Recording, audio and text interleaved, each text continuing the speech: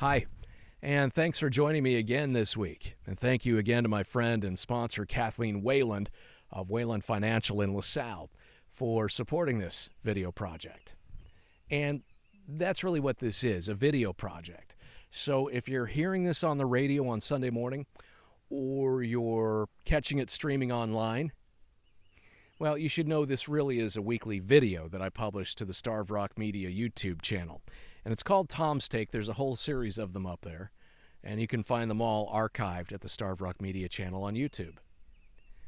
Lots of heavy news in the area recently, and the one that justifiably is getting the most attention is the shaky healthcare situation in Starved Rock country.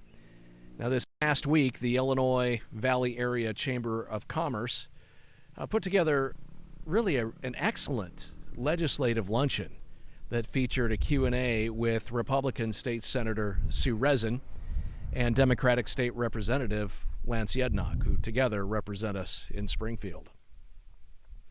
And as we said in the report coming out of that event, the main concern among the business people who were gathered there for lunch, in fact, is the healthcare situation here. Now, some quick background, catch you up on things. And right now we're at Memorial Day weekend. And you might remember that a couple of weeks ago, WLPO got hold of a couple of copies of an internal memo that was sent to St. Margaret's Health employees from President and CEO Tim Muntz. And in that memo, he pointed out that due to many factors, the hospital in Spring Valley continues to be in severe financial distress.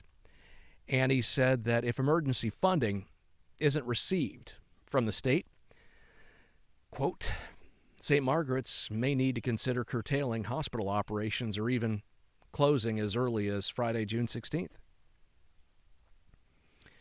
He also reported that St. Margaret's Health clinics in LaSalle and Henry are going to be closing on June 9th, along with Hygienic Institute. The Streeter Medical Clinic already closed its doors on Friday. Now, also in the memo were details on what OSF intends to purchase in Peru. And while you already likely knew that OSF Healthcare signed a non-binding letter of intent to buy the closed St. Margaret's Health in Peru, the hospital is what I'm talking about here, what wasn't known until the memo came out was what other properties were part of the purchase.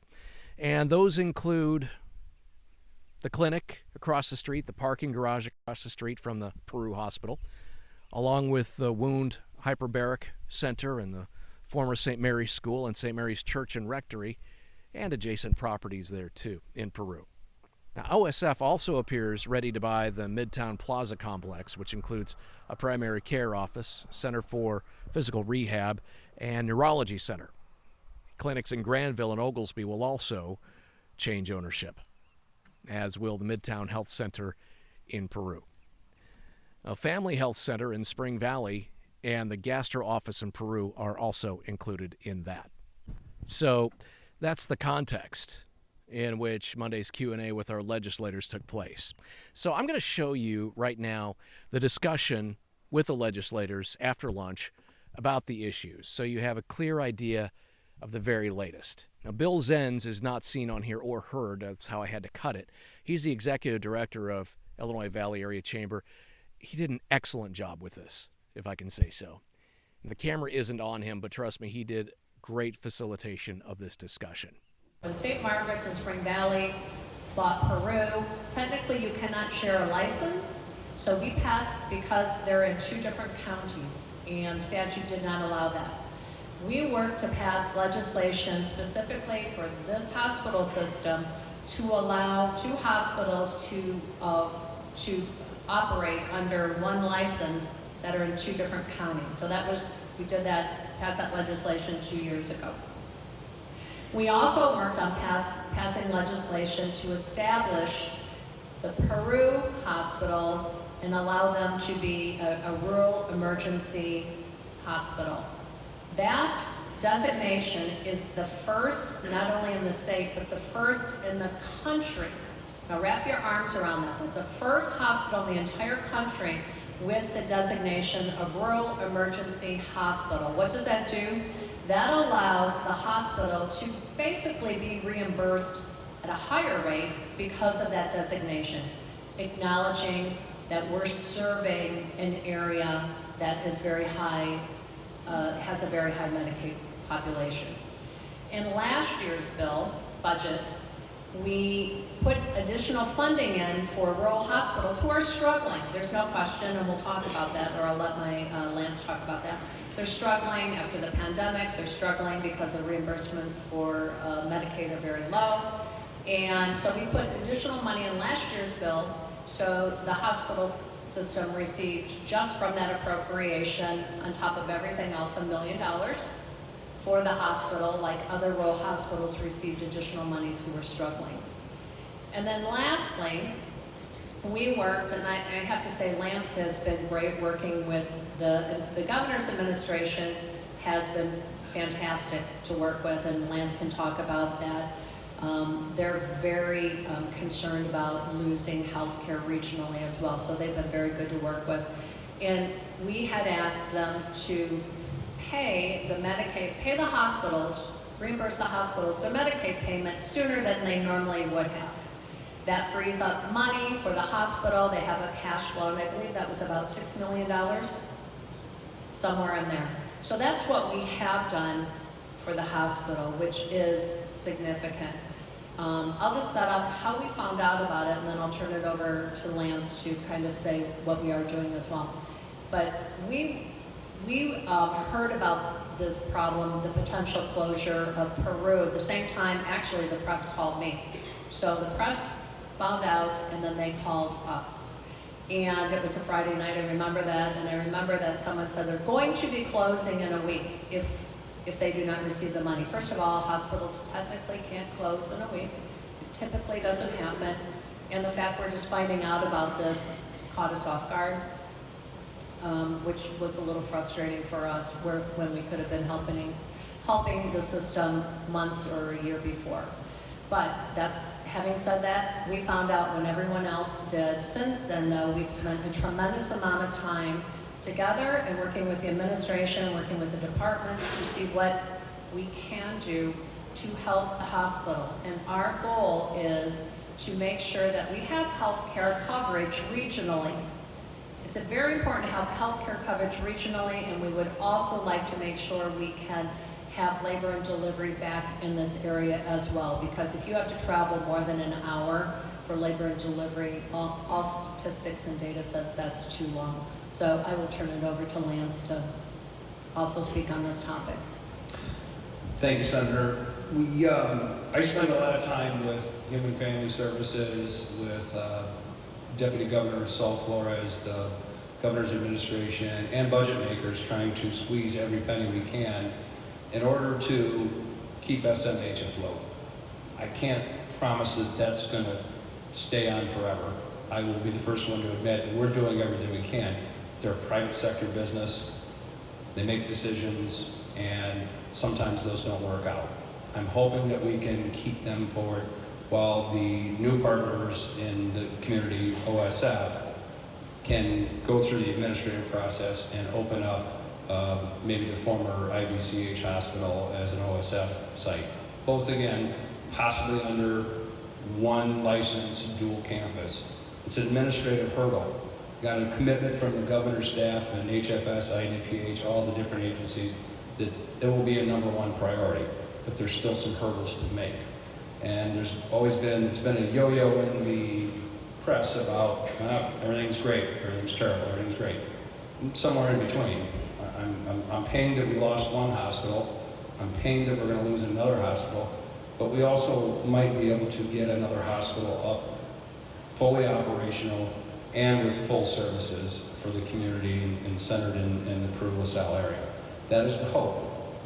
We're trying to get money in the budget to do that, to make sure that they're solvent right off the bat, to keep SMH working. Can't give you an amount because we don't have a budget yet. But what I can tell you is that there has been no stone left unturned, and I'll be frank with everybody. Many of you might have even reached out to me, and I get back to you with short answers. I have spent the better part of the last 3 or 4 months working on that issue and a few other ones in the community alone, and it has taken up more time, and I'm glad to do it, but it is a process of getting it into the budget and trying to get the administrative agencies to work. So without trying to make any promises that I can't deliver, I think we're going to end up with a healthcare system in the Illinois Valley soon enough. I would also say too, as the new system is going through their due diligence and hoping to come in, as they publicly have stated, and operate the Peru Hospital under their license, they need help with the licensing process. There's a big regulatory process at the state level that they will need to go through. And we have the commitment from the governor's office, who is receiving daily updates regarding this topic, and everybody involved, and I know Representative Yudnak has as well received commitments to allow us to work through that process at a very expedited manner. Again, never have been done before with other hospitals. So I want to say, you know, this is the top of everyone's priority in the state. As the state, we do what we can do. Licensing, increasing or reimbursing for Medicaid at lightning speed, passing legislation to help designate so they receive higher reimbursements. That we can do. However, it is a private entity, and we do as much as we can. We are working potentially to help in the budget. We won't know, as Lance said, until we have a budget. But mind you, everybody else has a priority in the budget. So we're asking essentially for money to make payroll to keep the hospital open until we can get the licensing process, OSF through that process with Peru, while we keep the other one open. It's a tough ask because many people are asking for money right now in Springfield. So we go, we plead our case. It's important though that we provide health care in this area.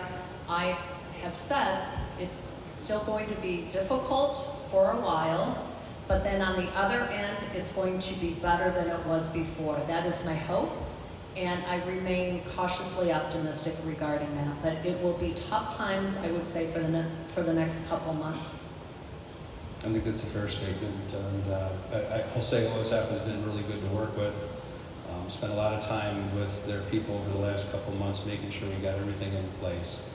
I still want SMH to exist, and we're both hopeful that we can help them. And when we say that we're going to help with payroll, it's not 100%. You know, they are functioning and everything else, but it's been a challenge for them, and I feel for them. I mean, all the employees, all the people that have made relationships with the hospital and the doctors there, it's tough. It's a cornerstone of your community. And so this is why we have put in just about every bit of energy we have left into trying to help this out. So I'm hopeful for some good press here in the next couple of months.